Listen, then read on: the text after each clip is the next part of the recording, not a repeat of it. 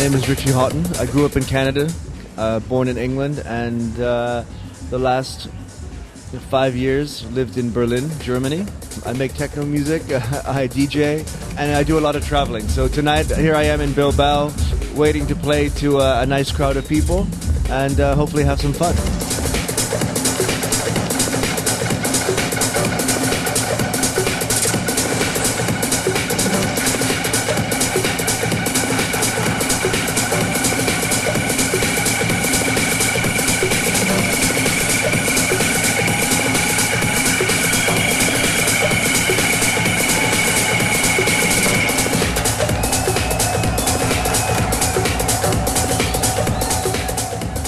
It's always different, you know, for the preparation of the show. Sometimes, you know, it can be 1 or 2 weeks before, thinking about what's going to happen and what you want to do. You know, the week before the show, every day I was going through things and trying out new ideas. And tonight I was going through the music on the airplane, and I was just checking some things now. So it's always different, you know. If you have a lot of shows together, you probably do more preparation for the first show, and then you just kind of continue. But yeah, there's always so much music coming, so this is always something that you need to check out.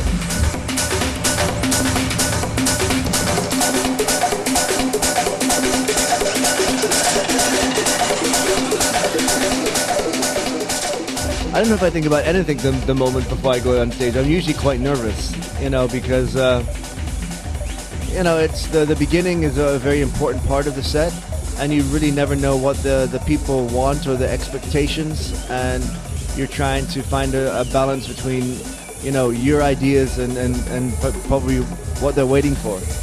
Actually, I think the best thing to think about when you're on stage and playing is hopefully, in a way, nothing. You know, of course there's a feeling there, and you're trying to have a connection to the crowd, but the less you think, the better. The more you just let your actions take over and you go with the flow and this feeling, the better. So, you know, I have a lot of thoughts before and for sure during and after, but the best moments are always spontaneous.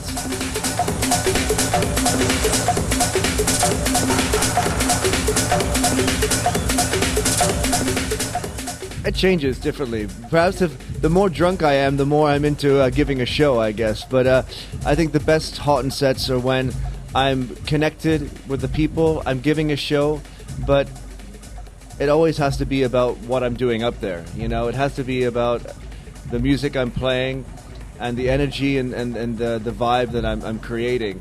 And, you know, that's always sometimes hard to balance, because some people want a show, and some people want just the sound. And you know, so if you do make it more of a show, you hope that brings people into the music that you're playing, because that's the most important thing.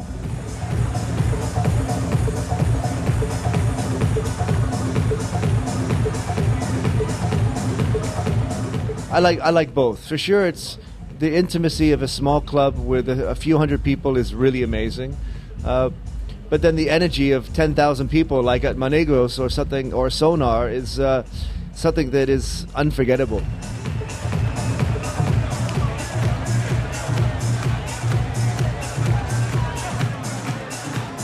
At the moment, I'm just in the very beginning of a brand new setup. So the two computers, one running now Tractor Pro, one using Ableton, but with a whole bunch of new effects, and also I'm using a new Native Instruments machine called The Machine to do drum programming, and that's about it.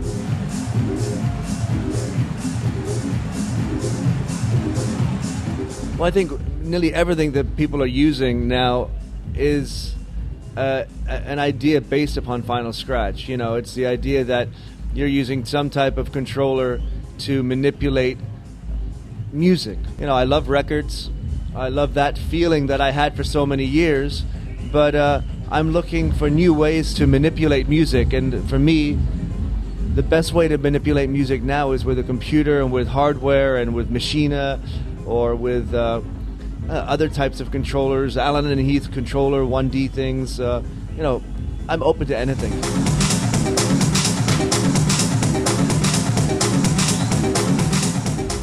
Is software the liberation of electronic music? That's hard because software has given many young people the chance to make music and become part of the electronic music scene. It allows me to do things on my DJ shows that I would have never been able to do before. But it's also perhaps, you know, when you make things so easy, it's a double-edged sword. It can water down the music and make it too easy and too accessible. So I think right now we're in a little bit of a strange phase where many people are part of the scene and part of making music, but perhaps they need to learn some more. I know a lot of people right now who are using a combination of software and hardware, and some people even going more back to hardware. But again, even the hardware synthesizers or keyboards of the last days, a lot of them also use software inside to create things. So, you know, the thing about electronic music is that it's always found innovation, not only in new ideas from people, but in ideas with new technology development. So, yeah, I think there's software is making electronic music on one side boring at the moment, but on the other side there's some really creative individuals making something really special. So it's hard. I think we're bigger than ever, but smaller than ever. I think the digital distribution of any type of media is the way forward. You know, digital TV, digital music distribution allows more people further away from each other to connect, to combine, to create, and to collaborate. And you know, it's making a different world than we've ever thought possible. And I think it's scary in a way, but I think it's really incredible.